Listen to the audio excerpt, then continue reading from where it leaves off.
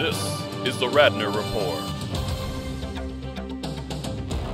with Ashley Bennett, Jeremy Rome, Lucy Bale, and Stephen Fay. Weather with Christopher Yao, Real View with Dillon Avnet, and Michelle Gorson, Rad Sports.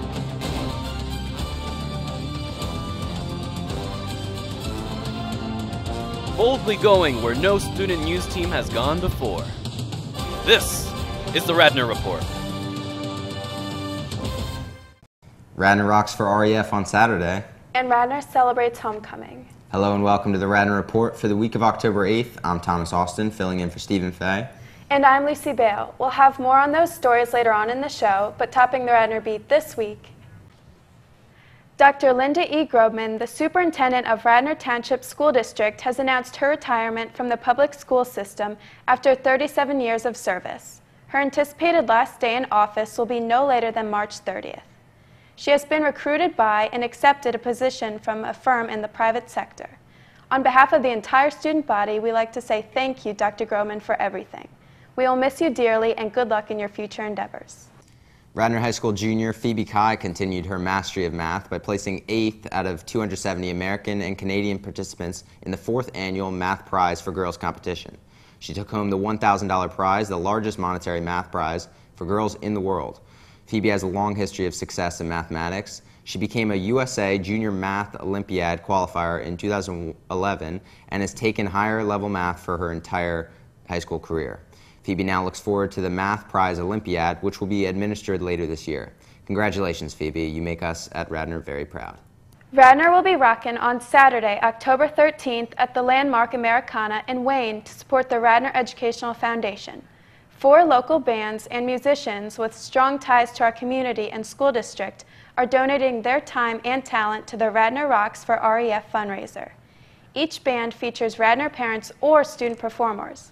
Doors open at 7 p.m. and tickets are $25 pre-event or $30 at the door. Visit RadnorEducationalFoundation.org to order tickets via PayPal. Landmark Americana will also donate 25% of its restaurant profits to REF. On Thursday, October 11th, our district held the highly anticipated Parent Involvement Night at Radnor Middle School. With more on this story, we go to Ellen Francis, who was at the event. Ellen? Thanks, guys. I'm here at Radnor Middle School for Parent Involvement Night. Tonight there will be several informational and interactive sessions for the educational programs here in Radnor. Parents will hear from teachers and administrators more specifically on these programs. Let's go inside. So what we do is we have a digital citizenship curriculum that runs K through 12. It looks different at different levels, and we're going to speak about that in a little bit more detail later. But what we're primarily responsible for is working with the students to make sure that they understand what digital citizenship is. But over the summer, a few of us from the middle school, the high school, and some administrators attended a training in Indianapolis on laying the foundation. Laying the foundation is in need, it's more for a teacher resource, putting together a sequence of skills for pre-AP. So the classes it really focuses on is the 6 to 10, looking at skill progression from 6th to 12th grade. So this is the ELO program in Radnor Township School District. The ELOs must be age and grade appropriate. They cannot be of various ages and different grades. They have to be given equal access to education. Gifted Ed is addressed by regulations in Pennsylvania, Chapter 16 of the Pennsylvania School Code. And these regulations come with requirements for school districts. Welcome. This is our presentation on balanced literacy in Radnor Township Elementary Schools. I'm Anne-Marie Burhoff, the literacy coach at Wayne Elementary School. And I'm Elise Goldberg, the literacy coach at Radnor Elementary School. My name is Dr. Joseph Canella. I'm responsible for the K-12 math and science curriculum here in Radnor. And I want to share with you an initiative that we have launched this year designed to meet the needs of students in our regular ed classrooms. It's natural, I think, to want to protect your kid from failing and from not feeling successful, or for having something that that they end up crying about. And you want to, as a parent, kind of jump in and kind of fix it for them. Basically, Title I is all about supporting at-risk students in reading, language, and math. Wayne is the only elementary school that is Title I. Title I is government funding, and it's really based on the number of free and reduced lunches, students who qualify for free and reduced lunch. However, that doesn't mean those are the only students who receive Title I services. But when you have kids that are obviously over the bar, or you have other kids that there's no way they're going to get to the bar, those tests aren't real valid for you. So what this test is going to do, the MAP test, is what that test doesn't do. This is going to adjust to the student. It's going to give you a kind of data that's going to tell you more than whether those animals can get to the top of the tree. I'm here with Radnor Middle School Principal, Mr. Stevenson. So, Mr. Stevenson, what is this night all about? So this night is an opportunity for parents and community groups to understand what is going on in relationship to the various academic opportunities for their children and a lot of the other initiatives around testing that we're doing in the district. It also gives the parents the opportunity to ask questions and to give constructive feedback. And why is this important? It's important because with state and federal standardized tests, we need to make sure that we're prepared to give our students the maximum opportunity to succeed on those tests and in and outside the classroom. With presentations stemming from gifted programs to teaching resilience in students, tonight was certainly a success. Reporting from Radnor Middle School, I'm Ellen Francis for the Radnor Report. Back to you. Thanks, Ellen. Please join us at Radnor High School on October 17th from 7 to 9:30 p.m. for Speak Up, a unique event uniting youth, educators, and parents to explore and address issues like self-image, stress, sex, and pressure. Through intensive interaction, participants are encouraged to assume responsibility for making informed decisions and positive life choices at home and school and within the community in order to make a difference. If you are interested, please pre-register online at speakup.org/events. Don't go away, we'll be right back with sports.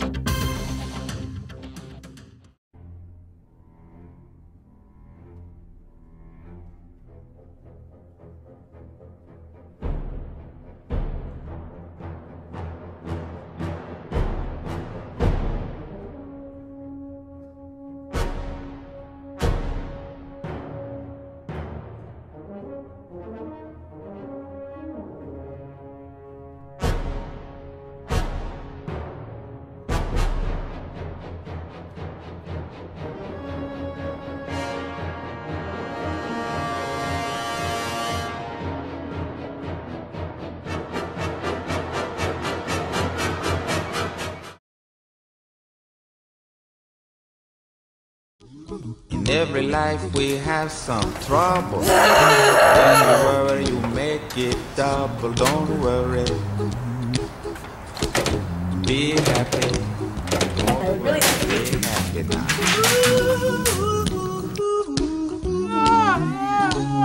Don't worry. Be happy. It's all right, honestly. No. Don't worry, be happy.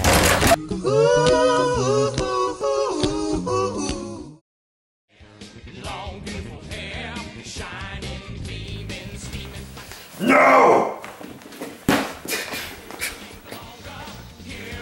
There, mama, everywhere, daddy, daddy.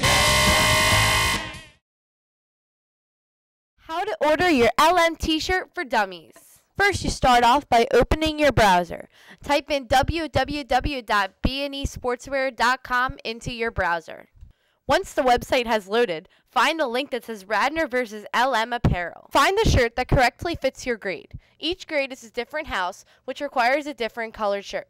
If you do not order the shirt of your class, you will be publicly embarrassed. On the order screen, choose whether you want a personalized shirt or a regular shirt.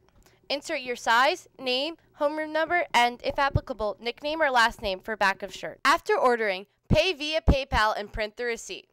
Congratulations! You have successfully ordered your LM t-shirt. Now give yourself a big round of applause and tell all your friends to order one too.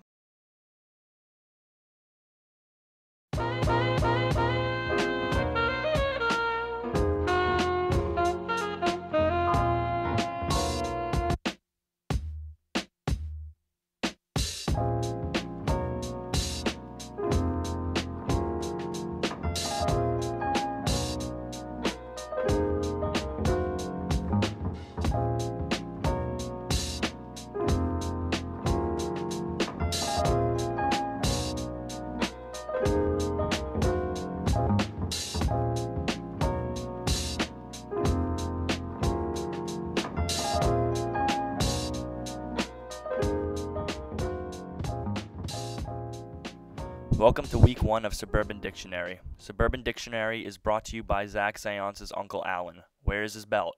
And Mainline Moms. This week's word is bull. B-U-L-L. Bull. Origin. The exact origin is unclear, but this word was most likely started by city kids and then trickled down to the suburbs.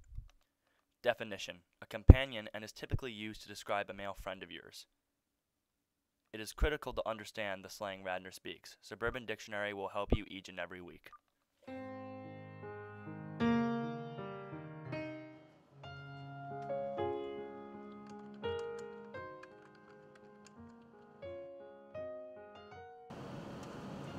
Dude, what are you looking at? Just some young bull. Officer Wayne Keeley. Okay, and I was just wondering if you knew what the word bull meant. It means a lot of things. It means it's not true, or it means that somebody's a bully. Yeah. Bull? Yeah, the word bull. Yeah, like bull, like what's up? Bull. No. Never. Do you even go to Radnor? Yeah, not that frequently. No one's ever I hear it said a lot. I hear it in the hallways all the time. that bull has horns. Don't really know.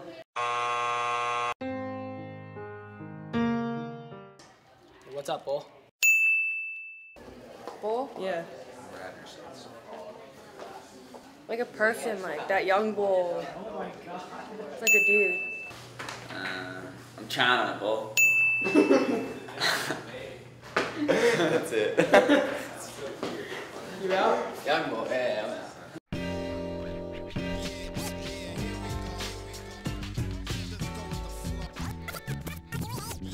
I'm out. A Radnor, I'm Brendan Mandrak, I'm a senior. A Radnor slang word is bull, which is used in here. Watch this. Yo, bull, what up? It means like someone, you know what I mean? Later, bull. Like that, or you know? It's stupid, but we do it anyway.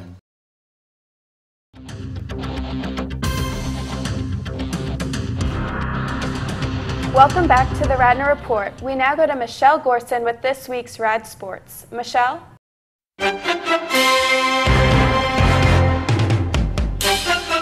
Thanks, guys. In Rad Sports, the Radnor boys golf team had a match against Strathaven last week. Carrie Bina shot even par 35 at Radnor Valley Country Club, followed by Mitchell Knockman, who shot a 36, Joe Meyer with a 37, Paul Yoon with a 38, and Dave McCumber coming in with a 39, beating Strathaven 185 to 233. In girls golf, the team attended districts and was able to defend their District 1 title for the second year in a row. The team shot a 310, 32 strokes less than their score last year in districts, beating their arch rivals Mount St. Joe's. So Abby and Hannah, how was the win over Mount St. Joe's at districts? It was really, really exciting. We won by 4, and we didn't think we were going to win, but we actually ended up winning. Yeah, the season has been fabulous because we beat them 3 times, and it was just really, it was a great season, I think, for everyone. The team was led by co-captain Jamie Susannon, shooting a 74, followed by freshman Bryn Walker with a 76, sophomore Julia Curley coming in with a 79, co-captain Allie Ziegler with an 81, junior Julianne Horgan with an 85, and senior Abby Sidneys with an 89. The team qualified for states, and Susannon, Walker, Curley, and Ziegler will go back to Gilbertsville and fight for an individual spot at states. Good luck, ladies. Earlier this week, I caught up with Coach Ryan and Coach Buzza to talk a little football. Coach Buzza, I hear the freshman football team is undefeated. Would you like to tell us a little bit about it? Yes, I would. We're actually 4-0 right now. The kids are playing great.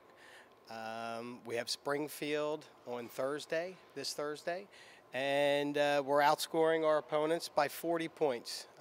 We actually just beat Conestoga 49-0 last week. Couple good guys that we have on the team. The whole team is amazing, but to point out a few: Jack Wilson, Connor Wilson, our running backs, Vince Kelly, our quarterback, Ross Ebersol, Donafo, and Donahue, just to name a few linemen. And the kids are doing great, and it's very positive. Well, congratulations, and I wish you luck with the rest of your season. So, Coach Ryan, could you give us an update on some Radnor graduates playing football in college? Sure, Michelle. Just so happens Tim Wilson here is a true freshman at East Stroudsburg University, and he had the game-winning touchdown to beat my alma mater, Westchester, in the last 5 seconds of the game this past Saturday.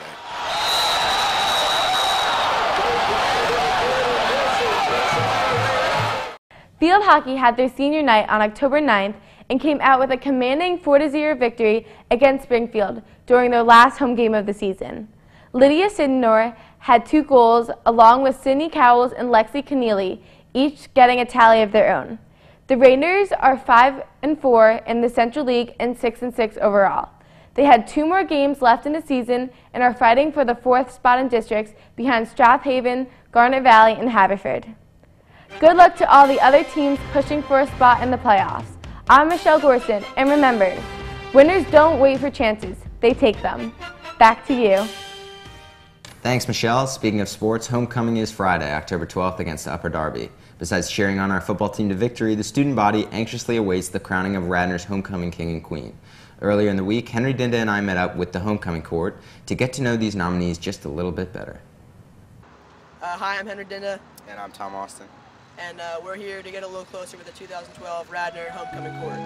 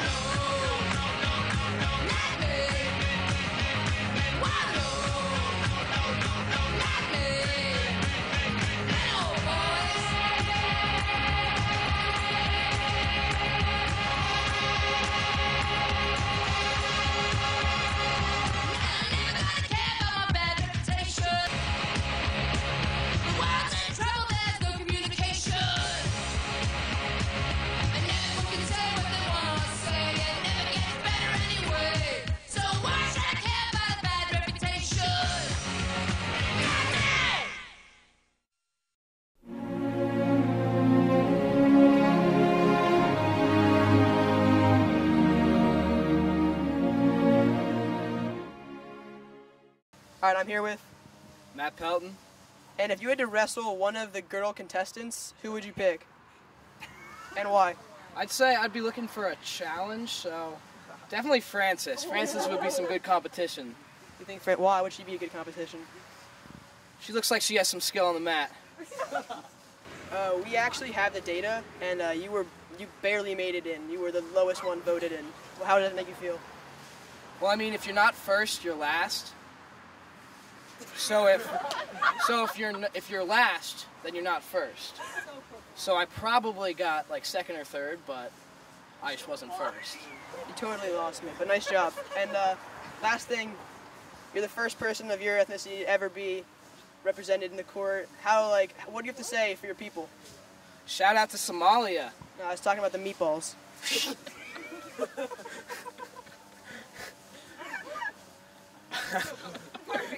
I'm here with Griffin Unger.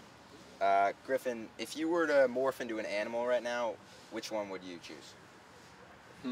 I'd probably morph into a lion, because I kind of see myself like that anyways most days. Just walking into school with my mane and my roar, people just seem to be intimidated by me all the time. If you could restart your Radnor life under a new Elias, who would you be and what would you do different? New Elias isn't a new name?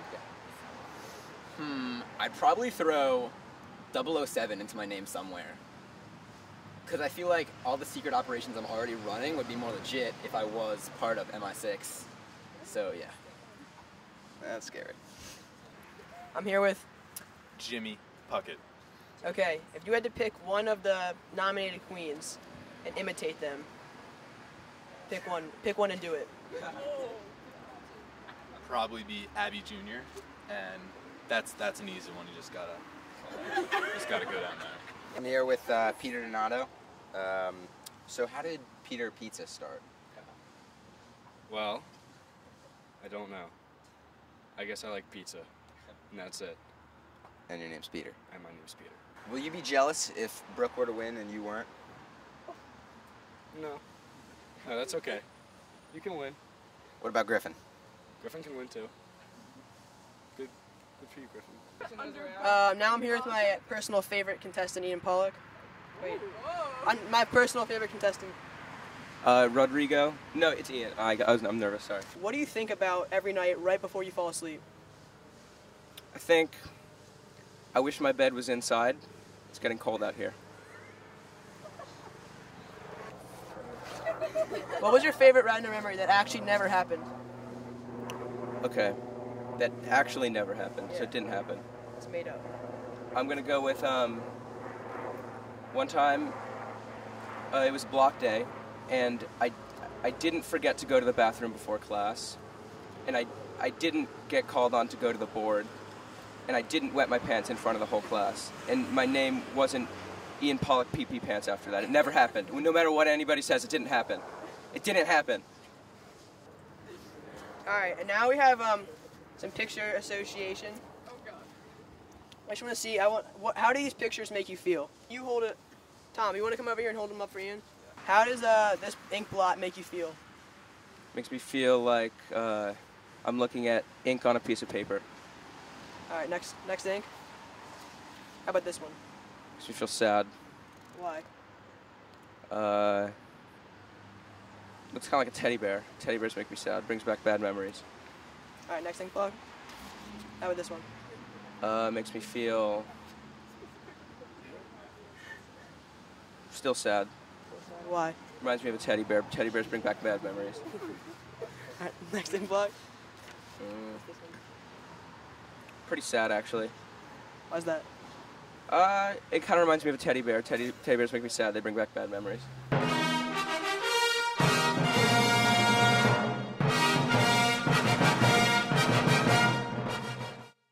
I'm here with Sarah Jane Harrington.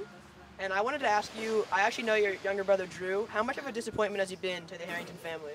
You know, for generations we have had perfect children, but Drew has broken that trend, and he is just a disappointment to the family. He's like Mulan in the beginning of the movie. We're just all ashamed of him. Yeah, that's exactly how I feel too. Just pure shame and disgust. Yeah. And why couldn't you be funny like Ian? I don't know.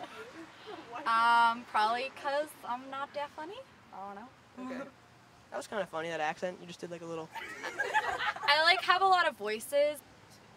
They come in characters, you know? So I have to be in a specific role, you know? So I have, what's one? I have dinosaur, so I'm like Dash. All right, cut. Yeah. All right, I'm here with Francis Rosario, and Francis, what is one pop culture trend that you're proud to say you were not a part of? Not a part of? I don't own any high-waisted shorts. That's good. Yes. That's good. So, Francis, look me in the eye. Do you really deserve this? I think I deserve it just as much as anyone, but I think anyone who's gonna win is gonna make a great queen and king.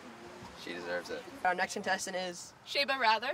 And Sheba, I just want to ask you, like, what's up with your life? I don't know. You tell me. It's been an interesting one, I guess. High school. I'm here. I'm semi-royal. Nothing much. Okay, and if you win and you become homecoming queen, which Radnor teacher will you thank and why? I would thank McBride because I've pretty much stalked McBride this whole year. 4-3, 6-3, before homeroom, after school, occasionally at 7 o'clock when he's eating dinner, but McBride, this one's for you. Okay, so I'm here with Abby Jr. And Abby, so Junior is a pretty household name in this high school. How do you feel about that, and how's that affected your legacy? I've gotten some pretty funny looks when people found out I'm Ben's sister, or even Katie's sister. You have any others? Yeah, I have a younger sister in 8th grade, Natalie. Okay, so enough about you. What do you think about me? Well, I actually know Sally, and I gotta say, Sally's a little cooler. She just seems to keep her calmness, you know? I don't know anyone named Sally. Not I have funny. a sister named Sally. I'm here with Brooke Pancoast. So Brooke, what's one special talent that you could do in front of us right now? Okay, I just learned this special talent, and I might mess up, but here it goes.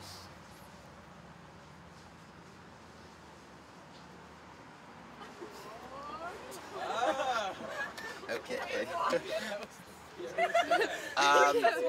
So, what is your favorite facial feature about yourself? My favorite facial feature, probably my surprise face, because that one's always original and natural. Do I have to make a face? Yes. I'm not surprised. Someone surprised me. There it was. I totally agree.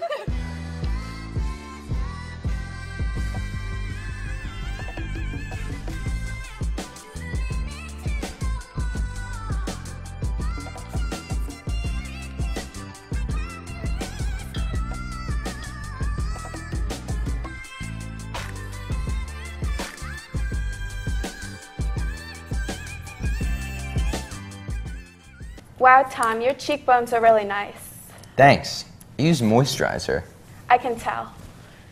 The Radnor Ice Hockey program will be holding a car wash fundraiser on Saturday, October 13th from 11 to 2 p.m. in the Radnor High School driveway. All proceeds benefit Radnor Elementary, Middle, and High School teams. The suggested donation is $10 per wash, but any amount is greatly appreciated.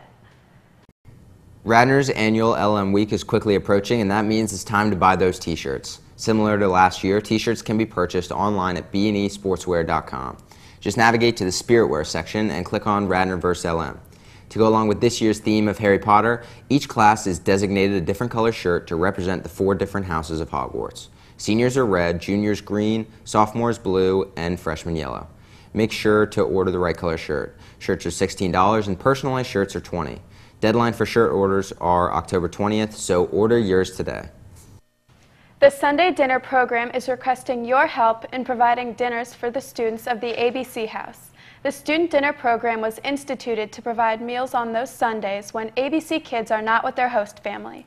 Providing a Sunday dinner offers a great opportunity for the community to get involved with the program while providing substantial savings to the grocery budget.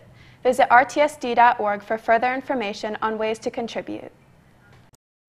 With Halloween just around the corner, we now go to Dillon Avnet, who discusses the best movies to see before October 31st. Dillon? Here we go. I'm gonna make him an offer he can't refuse. I'm sorry, you're just not good enough. Dodge this.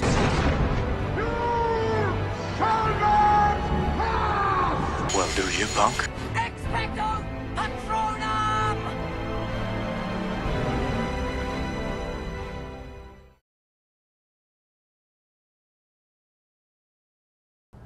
Hi, I'm Dillon Avnet, movie critic for Radnor High School, and today I'm going to talk to you about 5 new movies you should see before Halloween.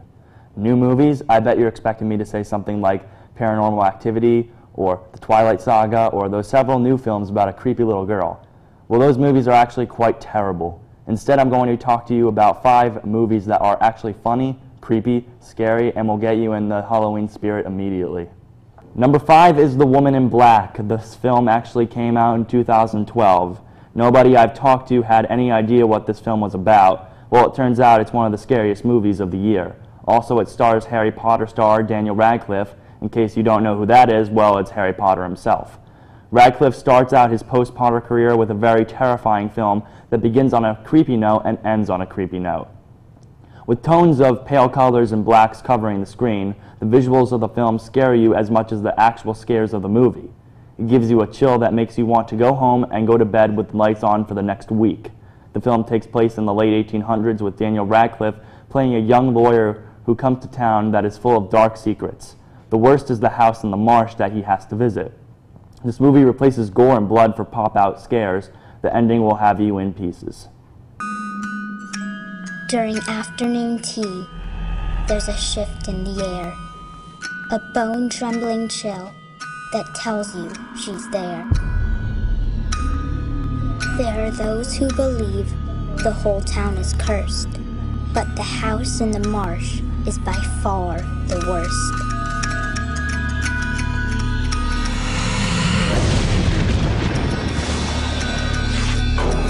What she wants is unknown, but she always comes back. The specter of darkness. The Woman in Black. Number 4 is Zombieland, and this came out in 2009. Zombies usually take the genre of horror, but this time director Ruben Fleischer makes this zombie-filled film into a comedy. Jesse Eisenberg, Woody Harrelson, and Emma Stone all star in this hilarious take on the zombie apocalypse film.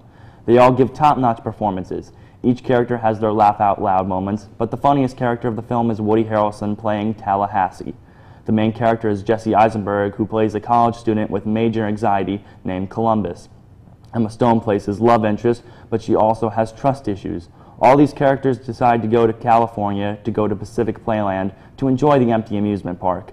But the zombies pose a great threat. Now, when I say this is a comedy, do be warned. This movie has some gory and disgusting zombies that will definitely scare you. However, this film almost convinces you that the zombie apocalypse can be fun. Whoa. Well, these fellas really let themselves go.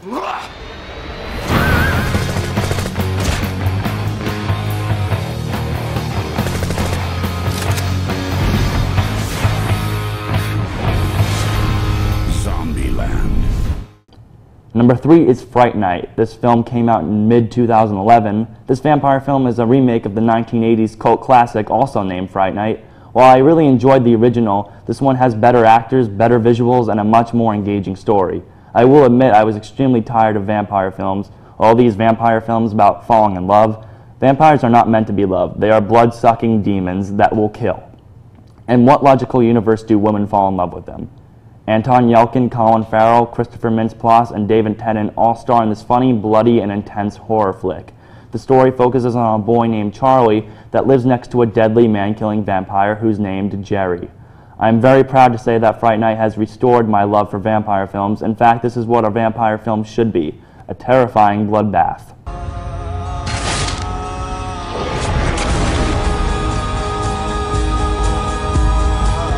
Charlie's gonna find me. I'm counting on it.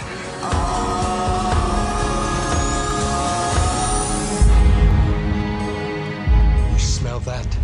It's your fear.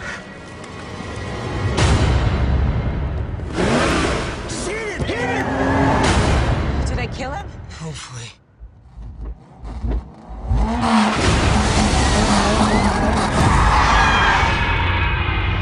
Number 2 is Donnie Darko. This film came out in 2000. This is not a scary film, this is not a funny film, this is a psychological thriller that is mind-bending. Taking place on Halloween, the main character, Donnie Darko, has hallucinations of a gigantic rabbit that warns him of the end of the world. The film benefits from a wonderful performance by its lead, Jake Gyllenhaal. This movie is a must-see. I'm not going to be able to continue this conversation. Don't worry. You got away with it. What is going to happen? I only have a few days left before they catch me.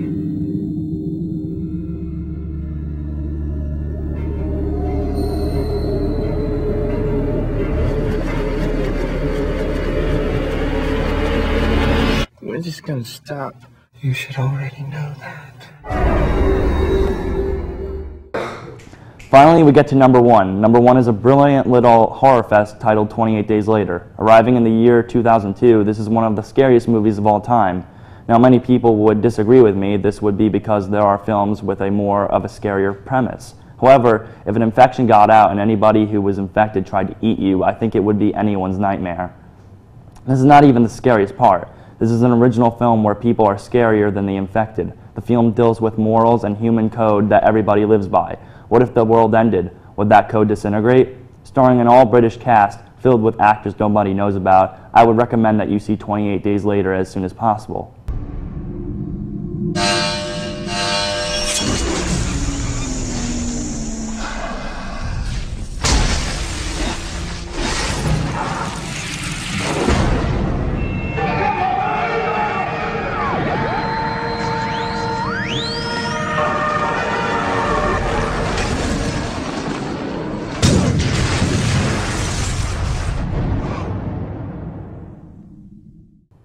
This week we talked about movies you should see before Halloween. Next week I will discuss movies, the classics that you should see on Halloween night. I am Dillon Avnet, movie critic for Radnor High School. Back to you. Thanks, Dillon. Well, that about wraps up for this week's edition of the Radnor Report. For all of us here at the Radnor Report, I'm Thomas Austen. And I'm Lucy Bale. Have a great weekend, Radnor, and an even better week. See you next time.